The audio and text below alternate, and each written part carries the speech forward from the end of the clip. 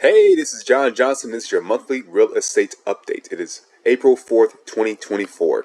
The goal for my business is to find affordable ways for home ownership. The goal for this presentation is to give an accurate representation of current real estate data. I will leave the links to where I pull the data in the description. I'm going to go over the national market, the real estate market, the mortgage market, and the builder market. National market, S&P 500. Here's the data right now on S&P 500, and as of right now, it is trending at all-time highs. As you can see, we're at close to 5,200 plus, which is about 100 points higher than it was last month. So overall, when it comes to the top 500 companies in the stock market, it's looking very good right now for those companies. Here's the consumer price index for all consumers, which is pretty much a measure for inflation. We have two different measures for that inflation. The people that actually care about these things, the economists, they want inflation numbers to be around the 2 to 3% mark, which as of right now, we're in the mid threes, which is not a bad thing. We're doing a lot better than we were last year when we were up around 7, 8, 9%. So as of right now, we're doing pretty good. Unemployment rate, business as usual. It spiked up with the pandemic, which is the gray line. But ever since then, we have been hovering around the 3 to 4% mark. Business as usual, nothing really going on here when it comes to people being unemployed. Rental data. So this is going to be the national and regional asking rents as of February 2024. This shows a lot of data on here. If you want to just focus your eyes on the orange line, that's the most important one. That's just the U.S. as a whole. As you can see, it's kind of seasonal. Around August every single year, rent normally goes up towards its highest, and then it comes down the rest of the year. It kind of peaks that way. But as of right now, the United States is around $2,000 a month for rent. But if you're trying to be on the cheaper end, you can go towards the South or the Midwest and find much cheaper rentals. But unfortunately, if you're in the Northeast or in the West, your rentals are going to be higher, close towards the $2,400 a month mark.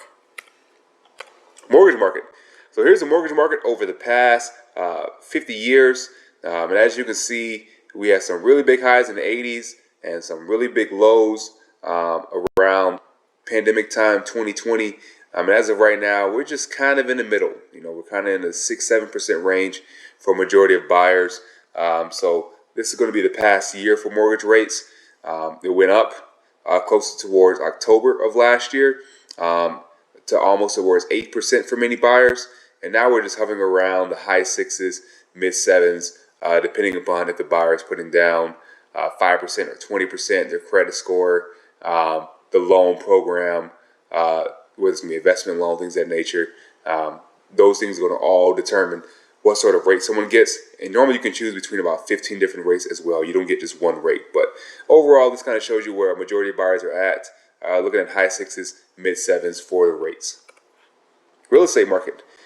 So there's going to be a few slides dedicated just to the real estate market. First, we're going to start with newly listed homes. So the brown line is going to be this year, and these numbers are as of March 2024 that you're going to see over the next few slides. So the actual number is not as important as what is it doing versus last year. And versus last year, we are up 15% newly listed homes. These are new homes that are coming onto the market in March. And as you can see, we have an increase, but we're nowhere near the numbers that we need to be at, or numbers that we were at before the pandemic happened. So 2017, 2018, 2019, 2020. And we have more buyers that need to purchase homes right now. So we have less homes coming onto the market and more buyers needing homes, which is creating still a strong, healthy real estate market. Pending listing. These are homes that they're on the market, but there's already someone under contract to purchase that home, and there's a good chance that home will be off the market in less than 30 days. So when we're talking about buyers trying to purchase, we try to keep these numbers out of the picture. But as you can see, we're up 6% year over year on the pending listing count. And these are national data. Active listing count. So these are going to be if you go on Zillow, Redfin, Realtor.com. These are going to be the homes that if you're looking for a home that you can put an offer in on right now, these are going to be those properties. And right now we're 23% more active listing than we were last year. So we're somewhere in the middle right now. During the pandemic years, that number was extremely low. We're still very low right now when it comes to active listing, compared to the pre-pandemic years, which those are the years that we call normal years. But overall, we have more than last year, which is a great thing. But those homes are not sitting on the market. They're still going. They're still being sold at a very decent pace right now. Of course, all depending on where you're located in the actual in the United States. Days on market. This is probably the most important slide out of all the slides I've shown so far. This shows you what type of market that you're actually in. If you're in a market that is less than 4 months, less than 5 months, so technically less than about 150 days, 120 days, that is considered a seller's market. That means that there are more buyers that are trying to purchase homes than there are actual people who are trying to sell the homes, which means sellers normally have a little bit more control in that market. And over the past 7 years, we've been in a seller's market that entire period of time. And as of right now, we're at 50 days on the market, which is still considered a very active, healthy seller's market. Once again, this all depends on where you're located. You could be located in an area or a neighborhood where homes are kind of sitting longer than that, or at certain price points. You could be trying to look for homes, let's say $1 million plus at a certain area, and the homes are sitting for longer than that. But in general, on average, in the United States, homes are still selling decently quick. Median list price. So this kind of tells you where homes are going to be selling at. This line is moving up steadily. It's not moving up crazy fast. Most people have projections for home prices to maybe appreciate 3-4% this year, and the historical average is around that 4-5%. So not a bad thing. You may hear in the news over the next month or two where news pundits are going to be going crazy saying that home prices are going down. They're going down. They're going to be comparing that versus last year, as you see that pink line. But overall, though, they're going to be going up versus the month before. And if you look at it, we had some crazy years, which were 2020, 2021, 2022, where homes were going up in prices probably 15, 20, 25, even 30% per year, which is astronomically high, and that is not sustainable. But it just seems as if now is probably the new norm when it comes to prices, on average, being around 400K. You can still find homes at 300K. I have buyers. I'm in the Florida area who are looking in, let's say, the Tallahassee area or the Jacksonville area. They're able to find homes for mid 200s. But if you're looking at any of the bigger cities and most places across the country, homes are going to be easily in the 400K plus range. All right, so this is a breakdown of some of that data. And if you don't like Excel spreadsheets and numbers like this, and just forward on to the next slides. But this is going to be that same data, but broken down by region. So Midwest, Northeast, South, and West. The first column is going to be active listing count. So how many more new listings do we have, or how many listings do we have on the market versus the previous year? And this is why it's very important to know where you're located, because there's going to be national data that says where the country is headed, but that's going to be completely different based off of what region you're in, whether you're in the Midwest, the Northeast, the South, or the West. Completely different based off what state you're in, and then even in the same state, completely different based off of what city you're in, what neighborhood you're located in. It could be a neighborhood right across the street from yours that has a completely different housing situation than what your neighborhood has. So it's a very local game, but some of these stats can be pushed out towards regional data. And as you can see right here, active listing count. The Northeast, there's not really too many more new listings coming on the market. There's some more coming on the market in the Midwest and the West, but the South is heavily carrying that market when it comes to new active listings. I'll skip the next column with new listing counts, and we'll go over to median list price, which is going to be the one towards the middle. So this is going to be the price that's going on the market versus the previous year, and across the board, it's about 4 to 5% higher than it was the previous year, which is very in line with what's happening nationally. All the different regions are right there. And then there's median days on market. This shows you what type of market you're in. And so there's a number of days that they're on the market versus the previous year.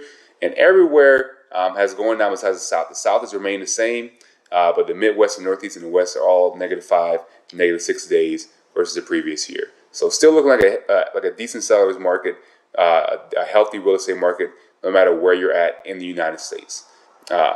Good. This is versus pre-pandemic.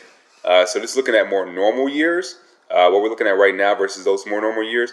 Now, as you can see, active listing count, new listing count, we are heavily behind those years, 50, 60% in many different areas versus those previous years. Median list price, we are up 60, 75%, depending upon the region, versus the pre-pandemic year. So somebody owned the home around 2017, 2018, that home was probably worth about 60, 70% more now than it did then. And homes are on the market for less time than it was during pre-pandemic, which the pre-pandemic, once again, those are considered more normal years. All right. So now I've broken it down to some of the Florida areas. I put Atlanta in there. Atlanta's not Florida, but it's kind of like, it's kind of like, I kind of consider it Florida, even though it's not really, but it's close enough in my opinion. But this is showing that same data, but broken down for a couple of Florida's biggest metros. So as you can see, Miami has the highest list price at $549,000. All the rest of the Florida metros are going to be right around $415 to $430K. So not too much of a big outlier there.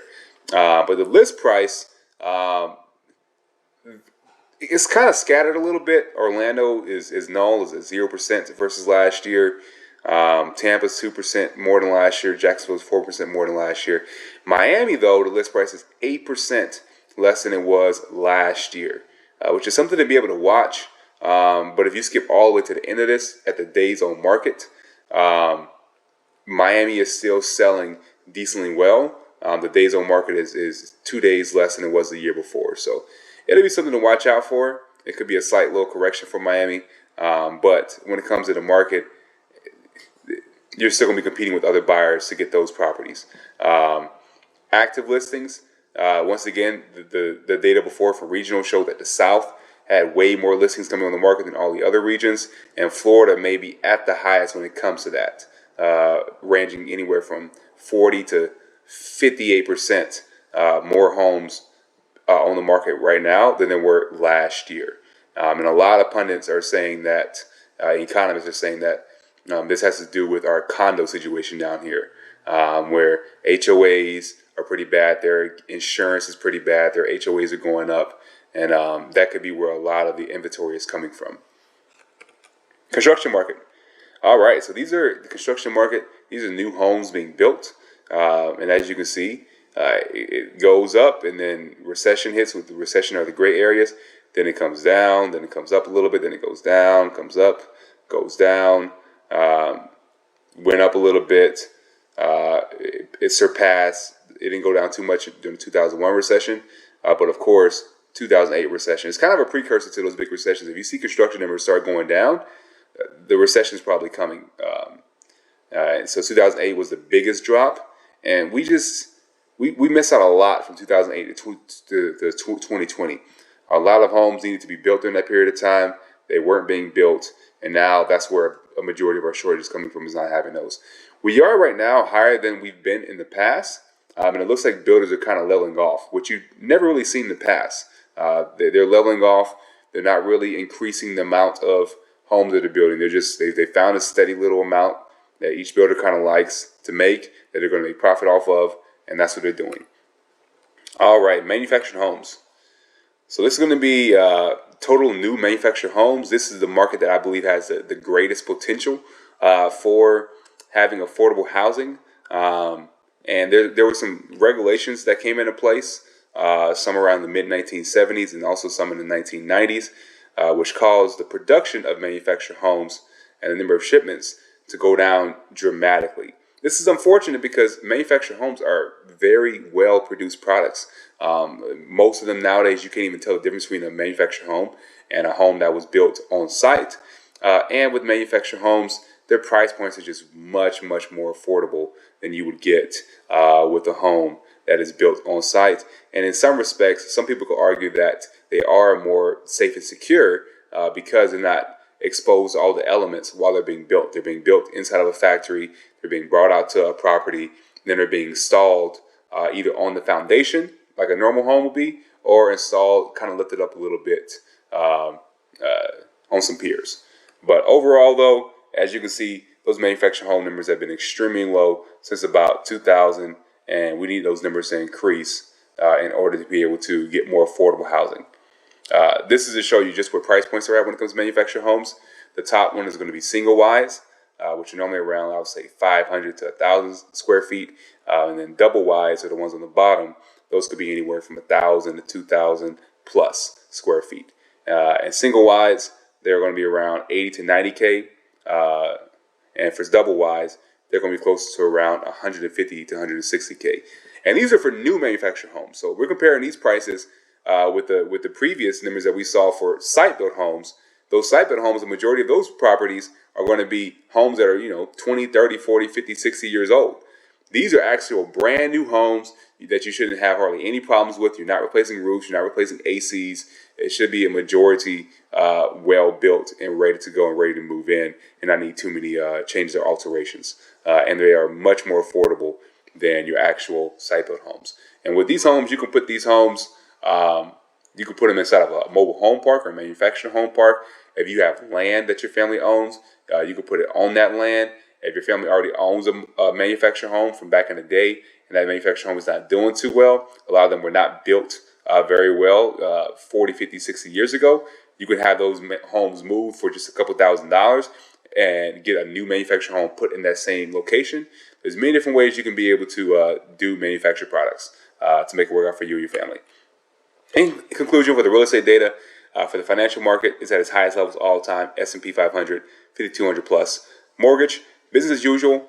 Prime buyers will probably be in the higher sixes, and people with mid credit, low down payment, they'll probably be close towards the mid sevens. Real estate, there's more inventory than the previous year, but homes are still selling quick. Home prices may be negative year over year next month, but it should still trend up versus last month. All signs show a healthy market. My advice to buyers, find the city or neighborhood that fits your price point. If you're looking to permanently settle down, then you have to be willing to move locations to find the price point / home that you want. Newer mobile homes, or converting a family garage into an actual place that you can live in, or adding a backyard home, an ADU, are all great affordable options for home ownership. Have a great day.